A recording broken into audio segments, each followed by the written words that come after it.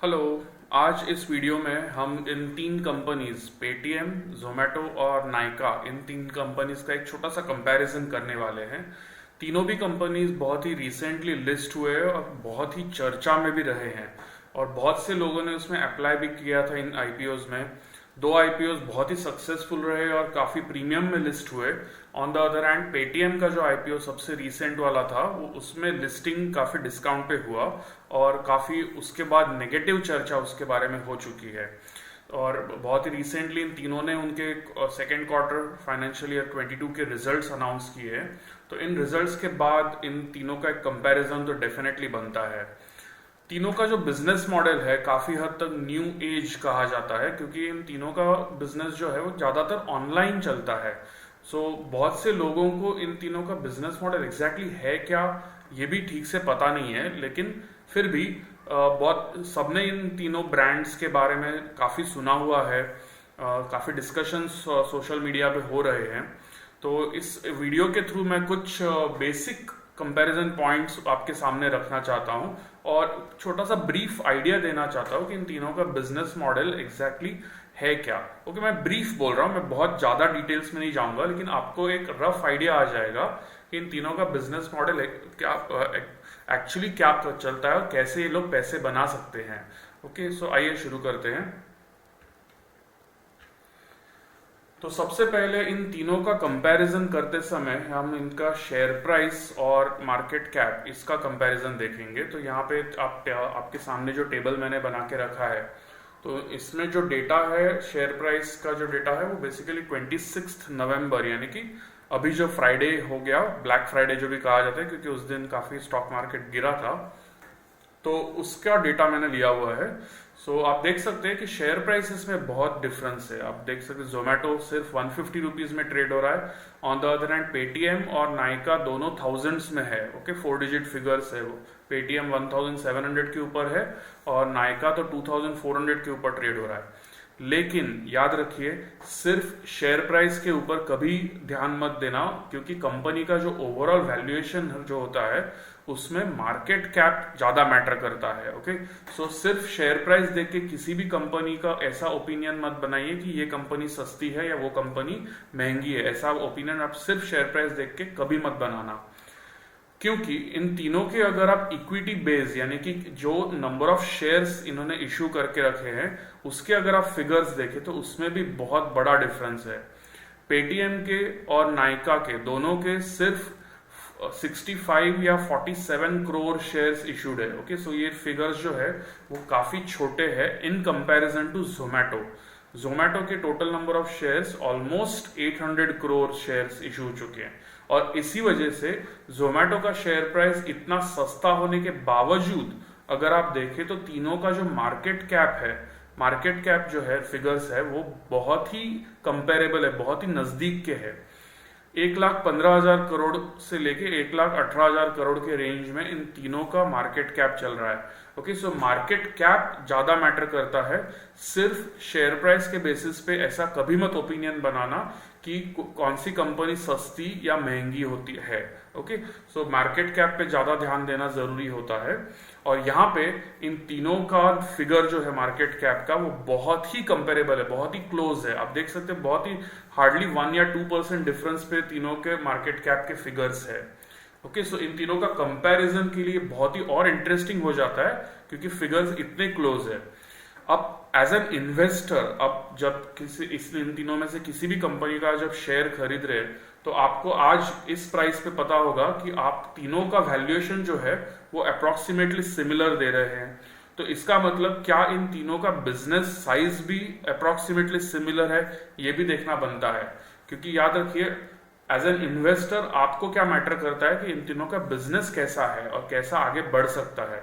Okay, ये ज्यादा matter करता है। आज उसका साइज कितना है और यहां से आगे वो कैसे प्रोग्रेस कर सकता है, ये दो चीजें सबसे ज्यादा मैटर करेंगी, क्योंकि इन तीनों का मार्केट कैप जो है वो ऑलमोस्ट सिमिलर लेवल पे चल रहा है। ओके, आइए अब कुछ सेकेंड क्वार्टर के जो रिजल्ट्स आए उनके कुछ इंपॉर्टेंट फिगर्स देख लेते हैं कंपैरिजन के लिए। तो पेटीएम और जोमेटो, दोनों के अगर आप टोटल इनकम के फिगर्स देखें तो वो भी बहुत ही क्लोज है। 1135 और 1161 करोड़ पे है। नायका के टोटल इनकम फिगर जो है वो थोड़ा कम है उससे, 890 करोड़ पे। फिर भी अगर आप नेक्स्ट पैरामीटर देखें टोटल एक्सपेंस का, अब यहाँ पे नायका इन दोनों बाकी कंपनीज को बीट करता है, क्योंकि नायका का जो टोटल एक्सपेंस है वो उनके टोटल इनकम से कम है।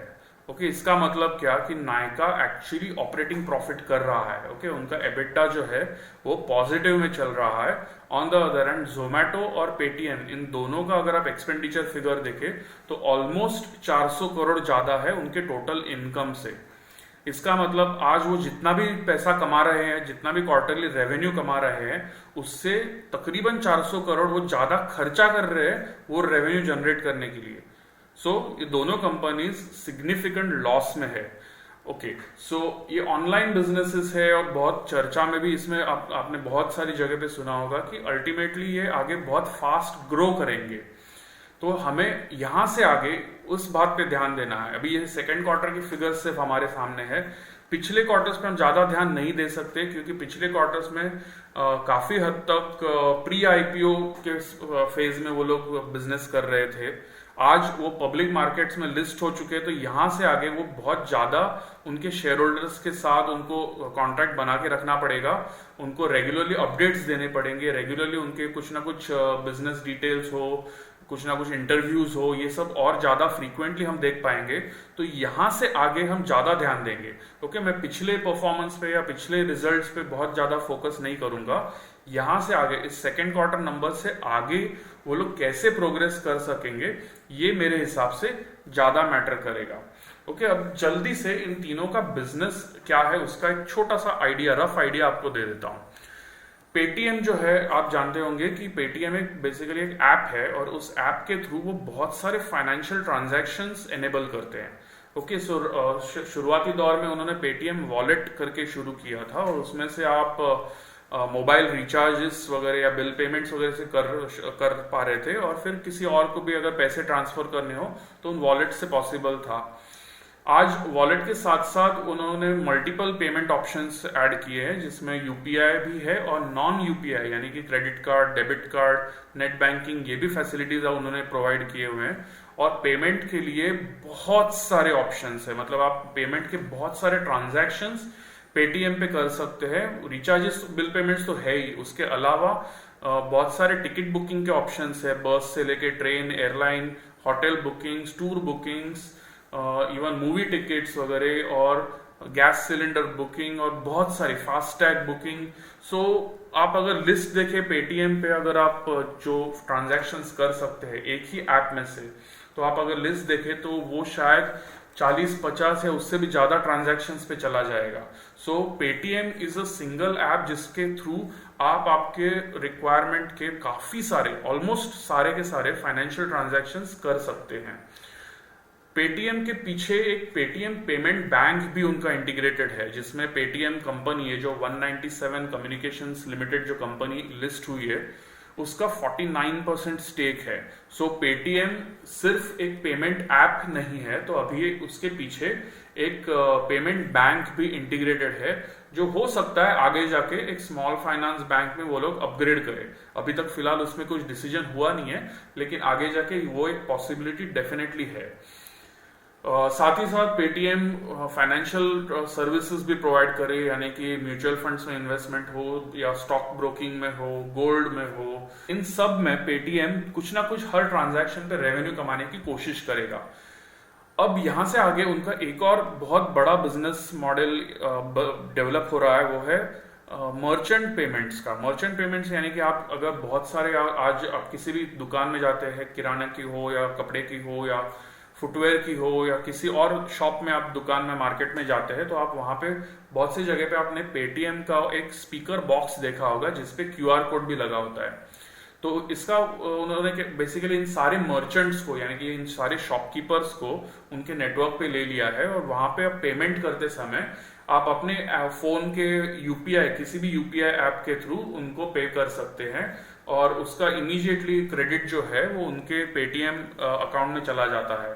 सो ये बिजनेस मॉडल मेरे हिसाब से यहाँ से आगे काफ़ी बड़ा डेवलप हो सकता है। ऑलरेडी उनके मर्चेंट नेटवर्क में काफ़ी, मेरे ख्याल से 10 लाख से ज़्यादा मर्चेंट्स ऑलरेडी जुड़ चुके हैं और बहुत ही तेज़ी से वो लोग और भी मर्चेंट्स ऐड कर रहे हैं। और हम लोग एज अ कंज्यूमर हम लोग देख सकते हैं कि ये जो पेटीएम का जो स्पीकर बॉक्स जो है, जो इमीडिएटली पेमेंट होने के बाद बता देता है कि इतने इतने पैसे अब मिल गए करके, तो ये बॉक्स आप बहुत सारे नए नए दुकानों में देख पा रहे हैं।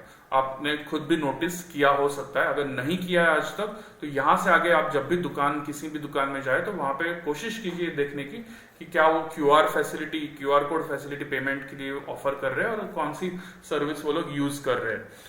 ऑब्वियसली पेटीएम अकेला नहीं है इस मार्केट में, और भी कॉम्पिटिटर्स है उसके, तो इस मार्केट साइज भी बहुत बड़ा है और इन सारे कॉम्पिटिटर्स को भी ग्रो करने के लिए काफी बड़ा स्कोप है, ऐसा मेरा मानना है। सो यहाँ से आगे पेटीएम का प्रोग्रेस होने के लिए स्कोप तो डेफिनेटली बहुत है, लेकिन ये भी देखना जरूरी है कि जैसे जैसे उनका रेवेन्यू बिल्ड होता है, क्या उसका एक्सपेंस जो है वो उस सेम स्पीड से बढ़ रहा है या उससे कम स्पीड से बढ़ रहा है। क्योंकि अल्टीमेटली एज एन इन्वेस्टर हम चाहेंगे कि उस कंपनी का कुछ ना कुछ लॉन्ग टर्म में प्रॉफिटेबिलिटी दिखने की उम्मीद हो।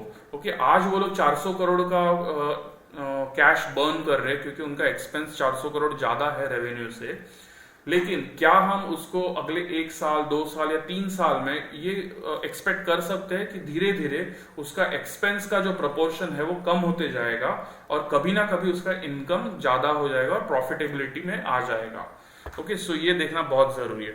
अब बात करते हैं जोमेटो की। सो जोमेटो भी एक ऐप है बेसिकली, या फिर एक वेबसाइट भी है उनकी, और उसके थ्रू वो basically food delivery food delivery पे फोकस करते हैं। सो ऑल ओवर इंडिया तकरीबन मेरे ख्याल से कुछ 100-200 सिटीज में जोमेटो ऑलरेडी शायद काम कर रहा है, मुझे एग्जैक्ट फिगर पता नहीं है, लेकिन काफी सारे सिटीज में जोमेटो ने ऑलरेडी एंट्री कर ली है और वहां के रेस्टोरेंट्स को उन्होंने उनके नेटवर्क में जोड़ लिया है।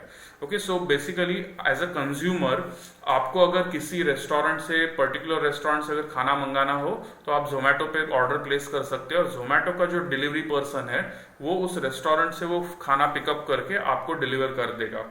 साथ ही साथ अगर आपको किसी पर्टिकुलर रेस्टोरेंट में नहीं, लेकिन आपको अगर बहुत सारे ऑप्शंस देखने हो तो भी जोमेटो आपको मदद करता है, ताकि आपके एरिया के सबसे नजदीकी रेस्टोरेंट से या फिर बेस्ट जो भी प्राइस ऑफर कर रहा है या बेस्ट डील ऑफर कर रहा है और क्या क्या ऑप्शंस फूड के आपको मिल सकते हैं, उसमें से आपको बहुत सारा चॉइस मिल जाता है। सो जोमेटो बेसिकली फूड डिलीवर आपको करता है आपके चॉइस का, और उसके लिए वो लोग फी डेफिनेटली चार्ज कर रहे होंगे उस रेस्टोरेंट को, क्योंकि उस रेस्टोरेंट को एक कन्वीनियंस वो लोग प्रोवाइड कर रहे हैं। आगे जाके हो सकता है वो कंज्यूमर्स को भी एक छोटी सी फी चार्ज करना शुरू करे और इसमें उनका मार्जिन बनेगा, लेकिन ऑपरेटिंग लेवल पे उनका एक्सपेंडिचर भी काफी सिग्निफिकेंट है, क्योंकि इतने सारे डिलीवरी बॉयज को उनको नेटवर्क में इंक्लूड करना पड़ता है। और जैसे आप जानते हैं कि डिलीवरी बॉयज, एक डिलीवरी बॉय हो जो एक पर्टिकुलर नंबर ऑफ ऑर्डर्स दिन में हैंडल कर सकता है। सो अगर उनको बिजनेस का साइज बढ़ाना है और ज्यादा ऑर्डर्स अगर उनको हैंडल करने हैं तो उनको साथ ही साथ डिलीवरी बॉयज का नेटवर्क भी बढ़ाना पड़ता है। ओके, सो ऑपरेटिंग एक्सपेंस जो है वो रेवेन्यूज के साथ साथ बढ़ रहा है। एट सम पॉइंट उनको कहीं ना कहीं से और ज्यादा एक्स्ट्रा रेवेन्यू जनरेट करना पड़ेगा, जिसकी मदद से उनका इनकम जो है वो एक्सपेंस के आगे निकल जाने की हम लोग उम्मीद कर सकते हैं। फिलहाल आप देख सकते हैं 400 करोड़ का वो भी ऑपरेटिंग लेवल पे घाटा कर रहे हैं क्वार्टरली बेसिस पे। दोनों कंपनीज ने सिग्निफिकेंट कैपिटल रिसेंटली आईपीओ में रेज किया है। पेटीएम ने कुछ 8-8.5 हजार करोड़ रेज किया, जोमेटो ने भी कुछ सिमिलर फिगर, कुछ फ्यू थाउजेंड करोड़ रेज किए हैं, और ये कैपिटल बेसिकली उनको कुछ और क्वार्टर्स के लिए कैश बर्निंग की फैसिलिटी दे रहा है। लेकिन ये जो कुछ और क्वार्टर्स उनके पास है, उन क्वार्टर्स में उनको कहीं ना कहीं प्रॉफिटेबिलिटी पे फोकस लाना ही पड़ेगा। इमीडिएटली ना सही, लेकिन अगले 2 साल या 3 साल के ड्यूरेशन में कभी ना कभी आप उनको प्रॉफिटेबिलिटी के ऊपर फोकस लाना ही पड़ेगा। धीरे धीरे स्पीड से ग्रो करना ही पड़ेगा। ओके, सो ये बात ध्यान में रखिए। अब बात करते हैं नायका की। तो नायका बेसिकली फैशन एक्सेसरीज जो है वो सेल करता है, और उनके वेबसाइट के थ्रू, ऐप के थ्रू, और कुछ उनके ऑफलाइन स्टोर्स भी है जिसके थ्रू वो लोग ये सब फैशन एक्सेसरीज वो लोग सेल करते हैं। तो नायका के बारे में मुझे बहुत ज़्यादा डिटेल्स नहीं है, लेकिन जितना मैं समझता हूँ कि उनका फोकस, फॉर्चुनेटली अगर आप देखें कि उन्होंने ग्रो बिजनेस तो काफ़ी अच्छे स्पीड से ग्रो किया है और साथ ही साथ प्रॉफिटेबल भी ऑलरेडी हो चुके हैं। हाँ, प्रॉफिट बहुत बड़ा नहीं है, 34 करोड़ का एबिटा यानी कि operating profit on a total income of almost 900 crore बहुत बड़ा प्रॉफिट मार्जिन नहीं होता, लेकिन एटलीस्ट वो लोग प्रॉफिटेबल है और ज्यादा कैश बर्न नहीं कर रहे। यहाँ से आगे वो जो भी कैपिटल उन्होंने अभी हमारे आईपीओ में रेज किया है, तो वो बेसिकली उनका इंफ्रास्ट्रक्चर एक्सपांशन में वो मदद यूज करेंगे, ना कि उनका एक्सपेंस कवर करने के लिए। ओके, उनका कोई एडिशनल लॉस मेकिंग बिजनेस नहीं है जिसको उनको कैश बर्निंग के लिए कैपिटल की जरूरत थी।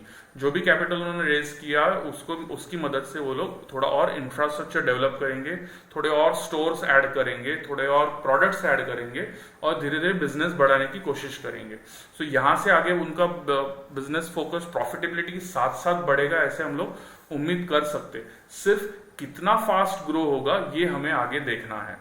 ओके, सो इन तीनों कंपनीज का फिलहाल अगर आप देखें तो मार्केट कैप भी बहुत सिमिलर लेवल पे है और बिजनेस साइजेस जो है टोटल इनकम वाइज जो है वो काफी सिमिलर है, कंपेरेबल है। और एक डिफरेंस, नायका प्रॉफिटेबल ऑलरेडी है ऑपरेटिंग लेवल पे, पेटीएम और जोमेटो काफी सिग्निफिकेंट लॉसेस अभी भी जनरेट कर रहे हैं।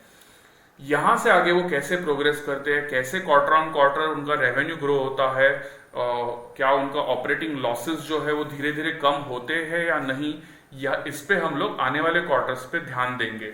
ओके, सो इस वक्त हम लोग सिर्फ बिजनेस साइज और उनके बिजनेस का जो स्ट्रक्चर है उसके ऊपर हमने थोड़े से डिटेल्स देख लिए और आज देख लिया कि आज जब भी आप ये जो शेयर प्राइसेस आप सामने देख रहे हैं स्क्रीन पे, उस शेयर प्राइस के आसपास अगर आप पे कर रहे हैं तो इन तीनों का मार्केट कैप जो है वो बहुत ही सिमिलर है। यहाँ से आगे कैसे डेवलप होगा ऑब्वियसली आने वाले कुछ दिनों में, हफ्तों में, महीनों में पता चलेगा। जैसे जैसे उन कंपनीज की तरफ से नए अपडेट्स आते हैं, क्वार्टरली रिजल्ट्स आते हैं, वैसे वैसे ऑब्वियसली मार्केट में उसका इन्फ्लुएंस डेफिनेटली पड़ेगा। ओके, सो अगले क्वार्टर के रिजल्ट के बाद कुछ और अपडेट्स के साथ मैं वापस इस कंपैरिजन को आगे लेके जाऊंगा। Thank you.